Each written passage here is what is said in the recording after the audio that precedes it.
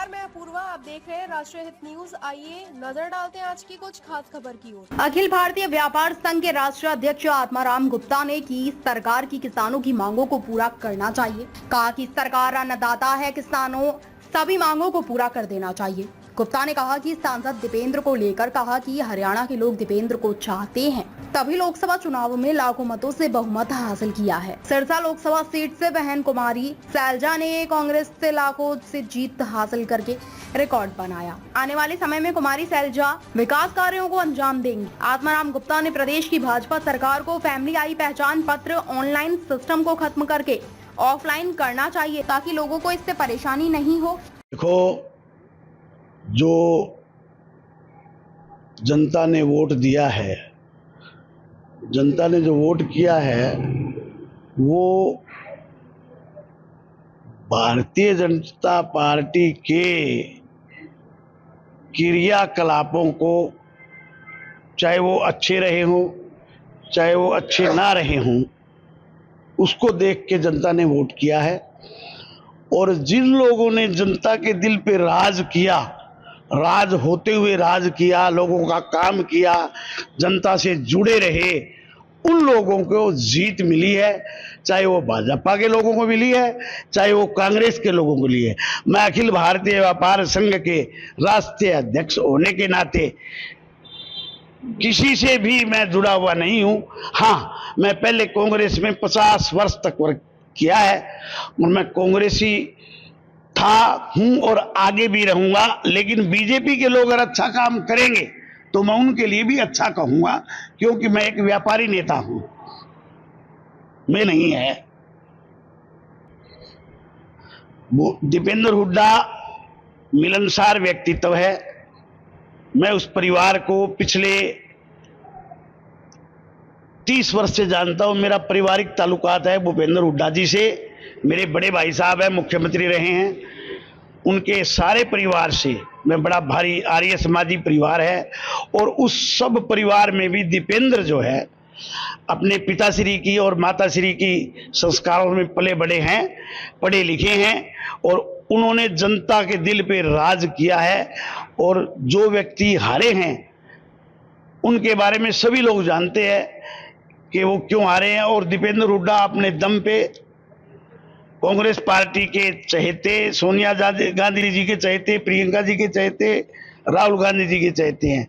और जनता के काम के लिए जब वो एमपी थे, जब मैं वहीं उनकी कोठी में रहता था, 9 पंडित पंत मार्ग पर, तब पर रहते थे। उनके कुर्ते भी लोग फाड़ लेते थे, जबकि वो अमेरिका में पढ़ के आए हुए हैं, पढ़े लिखे हैं, और इतने शालीन और अच्छे व्यक्तित्व हैं कि उनका जितनी बार नाम ले वो कम है।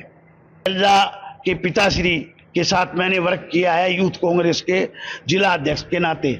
उस परिवार से भी मेरे बहुत गहरे ताल्लुकात है। कुमारी सैलजा ही जब हार के गई थी और मुझे भूपेंद्र हुड्डा से मिलवा के लेके आई थी, बहन जी भी। और इस परिवार के साथ भी मेरे 50 वर्ष से लिंक है। हुड्डा साहब के परिवार से 30 वर्ष से लिंक है। सैलजा ही अपने काम के दम पे, मिलनसारी के दम पे और बात की धनी होने के दम पे जीती हैं। सिरसा से 2 बार वो सांसद रही हैं, तीसरी बार वो सांसद बनी है, और हमारे सिरसा हल्के के लिए और देश के लिए एक बहुत ही अच्छी सांसद साबित होगी। और कभी मंत्री का नंबर आएगा या मुख्यमंत्री का आएगा तो केंद्रीय मंत्री का आएगा, तो भूपेंद्र हुड्डा जी और सैलजा जी में जो हाईकमान जिसको चाहेगा बना देगा, इसमें कोई दो राय नहीं है। मैं 50 साल रहा हूं, हाईकमान जो चाहेगा वही बनेगा। विधानसभा में अगर वर्तमान मुख्यमंत्री ने जो हमारे लाखों बेरोजगार घूम रहे हैं बच्चे, नौजवान, उनको रोजगार दिया, पक्का रोजगार दिया, अग्निवीर योजना को खत्म किया और किसानों के वादे पूरे किए, एमएसपी लागू किया और किसान के लिए काम किया। किसान को ना पानी की कमी होनी चाहिए, किसान को ना बीज की कमी होनी चाहिए, और किसान की पेस्टिसाइड पर जो 18% टैक्स लागू किया है, जीएसटी, इसके लिए मुख्यमंत्री केंद्र से रिक्वेस्ट करें, उनके चाहते हैं ये करवा सकते हैं तो ये दोबारा मुख्यमंत्री आ जाएगा, इसमें कोई दो राय नहीं है। क्या है पत्रकार महोदय, ये भारत लोकतांत्रिक देश है। इसमें लोकतंत्र को लाने के लिए हमारे बड़े बड़े नेताओं ने बड़ी बड़ी कुर्बानियां दी है। इसमें किसी नेता के कहने से तो ऐसा नहीं हो सकता है। जनता जिसे चाहेगी वही देश का नेता रहेगा, वही राज करेगा, जनता के हिसाब से चलेगा, वो इस देश पर राज करेगा। मोदी जी के आज शपथ ग्रहण समारोह है तो इनकी कुछ सीटें ज्यादा आई है, लेकिन मोदी जी के एक नाम से ही जो है ना वो तो 230 सीटें आई हैं।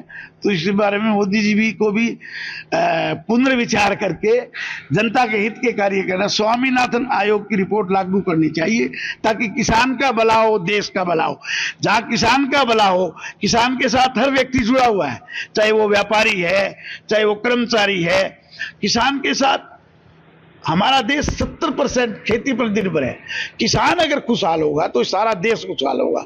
मोदी जी किसान की सुने, मेरी रिक्वेस्ट है, मैं इतना बड़ा व्यक्तित्व नहीं हूं, एक मामूली सा अखिल भारतीय व्यापार संघ का नेता हूं। मेरी मोदी जी से रिक्वेस्ट है, हम्बल प्रार्थना भी है, वो आज प्रधानमंत्री बनने जा रहे हैं, वो देश के किसान के लिए सोचे। किसान खुशहाल होगा तो देश खुशहाल होगा, अगर किसान कमजोर होगा तो देश कमजोर होगा।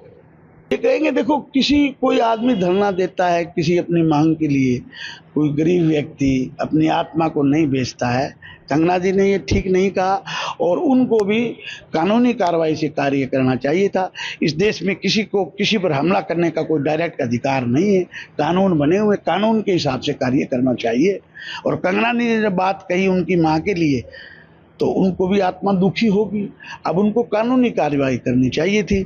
अब मैं इस बारे में ज़्यादा मैंने ना तो देखा ना मैं वहाँ था। अब आप लोगों को भी पता है कि आप किस चीज़ को कैसे बढ़ा चढ़ा के भी, घटा के भी, बढ़ा के भी कर देते हैं। पता वाकई मैं खुद दुखी था। मेरे आज तक कई चीज़ें नहीं बनी है, ये वो फलां दिक्कत, इन चीज़ों को ख़त्म करना चाहिए। अरे अनपढ़ आदमी कहाँ जाके पहचान पत्र बनाएगा? मैंने खुद देखे हैं लोग, अनपढ़ आदमी, गरीब आदमी जगह जगह धक्के खाते फिरते हैं। क्या मतलब है? क्या पहले पहचान नहीं है हमारी? क्या वोट नहीं है हमारा? क्या आधार कार्ड नहीं है हमारा पहले से? उसके हिसाब से सब कुछ कर सकते हैं। लोगों को चक्कर नहीं कटाना चाहिए। और ये सैनी साहब से मैं रिक्वेस्ट कराऊंगा, हमारे मुख्यमंत्री महोदय से, कि ये इस बारे में थोड़ा फैसला ले, सोचे विचारे। हरियाणा अलग टाइप का प्रदेश है। हरियाणा से ही न्याय यात्राएं, लाला लाजपत राय ने हिसार में लाठियों से जान दे रही थी अंग्रेजों को। ये हिसार जो है ना विशेष है, राजनीति का गढ़ रहा है। ये बड़े बड़े लोगों का यहाँ आना जाना रहा है। लाला लाजपत राय, जयप्रकाश नारायण, जवाहरलाल नेहरू, महात्मा गांधी, यहाँ से ही वो नेता जो है ना लेके चले हिसार को ही। परेशान रहे बुजुर्ग भी, और पेंशन बुजुर्गों की जब बनी है तो बहुत सोच समझ के बनी होगी। अब वो बुजुर्ग आदमियों का मान सम्मान तो देवीलाल ने स्टार्ट किया था, और देवीलाल के पड़पोते ने, दुष्यंत ने 51 करने कहा था। तो इस मुख्यमंत्री जो आज केंद्र में बनने जा रहे हैं खट्टर जी, उनको कर देना चाहिए था। 51 रुपये क्या होता है आज 3000 से?